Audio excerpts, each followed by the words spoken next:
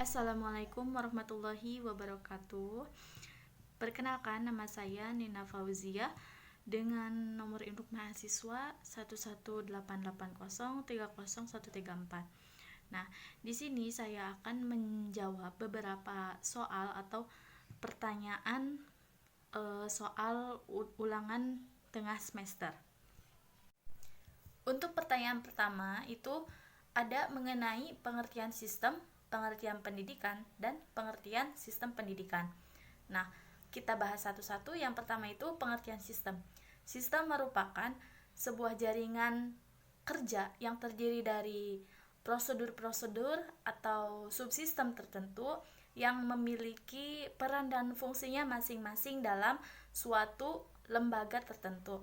Nah, di dalam lembaga tersebut, subsistem itu mereka berkumpul dan melakukan sebuah kegiatan guna mencapai sebuah tujuan yang sudah ditetapkan sebelumnya gitu oleh lembaga tersebut.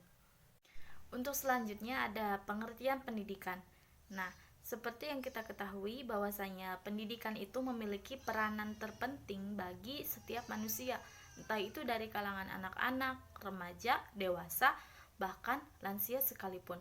Hal itu menunjukkan bahwasanya pendidikan itu merupakan bukan lagi sebuah kebutuhan, melainkan hak dan kewajiban yang dimiliki oleh setiap orang. Karena melalui pendidikan kita bisa mengetahui bagaimana perkembangan karakteristik seorang anak. Nah, itu ditentukan oleh pendidikan yang dia dapat.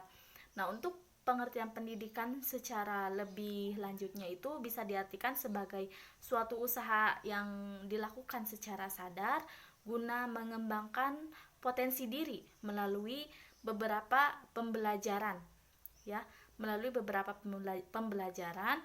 Pengertian tersebut tertera dalam Undang-Undang Dasar 1945 pasal 31. Kemudian, selanjutnya ada pengertian sistem pendidikan.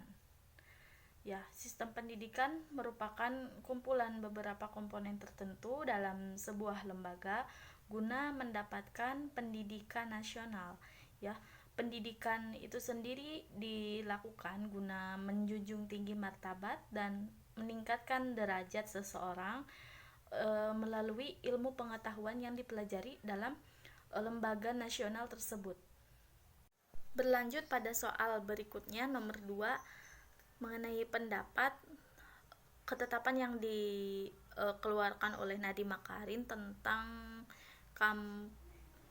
kampus Merdeka atau Merdeka Belajar. Nah, perlu diketahui sebelumnya bahwasanya kampus Merdeka ini merupakan titik lanjut dari Merdeka Belajar. Nah, yang dimana di dalamnya itu terdapat beberapa kebijakan yang ditetapkan oleh pemerintah. Salah satunya misalkan pemerintah yang memberikan otonom bagi PTN atau PTS, ya, untuk menentukan program studi. Ya, tapi dengan syarat universitas tersebut sudah memasuki kategori akreditasi A atau B dan memiliki kerjasama bersama lembaga atau universitas lain yang tercantum dalam 100 top universitas terbaik di dunia. Adapun ketetapan yang diberikan, yang pertama itu untuk merubah kurikulum serta memberikan penempatan magang atau kerja bagi mahasiswa di instansi tertentu. Nah, adapun kebijakan lainnya, mahasiswa juga diperbolehkan untuk memilih mata kuliah yang di luar program studi yang diambilnya. Nah, itu pun berdasarkan SKS yang ditentukan. Nah, namun di sisi lain tentu ada juga beberapa kekurangan dalam kebijakan yang ditetapkan tersebut. Salah satu contohnya yaitu mahasiswa yang tidak bisa memiliki akses untuk belajar di luar lingkungan gitu. Nah, hal itu menyebabkan mahasiswa tidak memiliki pengalaman lebih untuk belajar di luar lingkungan, karena biasanya hal tersebut itu mampu memberikan pembelajaran yang lebih bagus dan pengalaman yang lebih menarik tentunya bagi mahasiswa. Untuk soal berikutnya, nomor 3, yaitu mengenai tujuan sistem pendidikan Islam berdasarkan Quran Surat Az-Zariyat ayat 56. Nah, yang pertama, tujuan dari sistem pendidikan Islam itu sendiri, yaitu yang pertama, menumbuhkan sikap ketakwaan dalam hati kepada Allah Subhanahu wa taala. Nah, sebagaimana yang tertera dalam Quran Surat Ali Imran ayat 102, yang artinya itu, hai orang-orang yang beriman, bertakwalah kamu kepada Allah dengan sebenar-benarnya takwa, dan janganlah kamu mati melainkan kamu dalam keadaan beragama Islam. Nah, terus yang kedua, ada juga tujuan dari sistem pendidikan Islam, yaitu dengan mengembangkan dan menumbuhkan akhlakul karimah sebagaimana apa yang dicontohkan oleh Nabi Shallallahu Alaihi Wasallam, yang dimana Nabi itu sendiri merupakan suri tauladan dan merupakan penyempurna akhlak.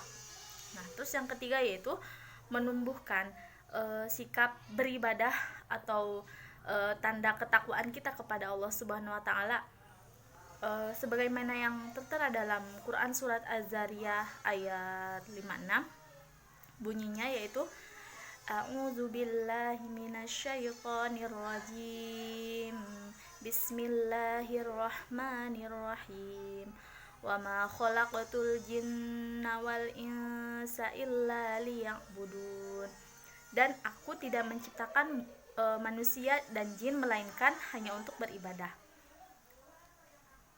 Untuk soal berikutnya yaitu nomor 4, yang dimana pertanyaannya itu bagaimana peran kurikulum itu sendiri bagi sistem pendidikan nasional Indonesia. Nah, seperti hal yang kita tahu, kurikulum merupakan seperangkat rancangan dan pengaturan untuk pembelajaran, yang dimana di dalamnya itu terdapat isi, tujuan, serta bahan-bahan dan juga cara yang digunakan untuk pedoman pembelajaran para pendidik, seperti itu. Nah, adapun peranannya, tentu hal tersebut sangatlah penting. Untuk nomor selanjutnya yaitu mengenai ujian nasional, apakah diadakan atau ditiadakan. Nah, seperti yang kita ketahui bahwasanya Nadiem telah memberikan kebijakan baru, yang dimana ujian nasional itu dihapus atau ditiadakan dan diganti menjadi asesmen nasional. Nah, tentu ketika menetapkan kebijakan tersebut tidak serta-merta hanya ditetapkan saja, ada beberapa pertimbangan tersendiri dan pasti akan mempengaruhi untuk sistem pendidikan di Indonesia ke depannya. Nah, adapun dalam asesmen nasional ini terdapat beberapa aspek, diantaranya itu ada AKM, ada survei karakter, dan survei lingkungan kerja. Nah, jadi aspek ketiga tersebut itu tidak hanya terpusatkan pada muridnya saja, akan tetapi secara keseluruhan. Nah, hal ini diadakan sebagai upaya dalam memperbaiki mutu dan sistem pendidikan yang ada di Indonesia. Berlanjut pada soal nomor 6, yaitu seperti halnya yang kita ketahui, di era zaman sekarang ini terdapat beberapa istilah seperti ada SDIT, ada SMPIT, yang dimana hal tersebut itu pendidikan disetarakan dengan Islam. Nah, Islam terpadu, apa sih Islam terpadu itu? Nah, Islam terpadu itu merupakan sekolah yang dimana mengimplementasikan ajaran Al-Quran dan Sunnah sebagai pedoman dalam proses kegiatan pembelajaran. Nah, yang dimana konsep yang diambil itu disesuaikan dengan beberapa ajaran agama Islam, budaya, serta peradaban Islam dari masa ke masa.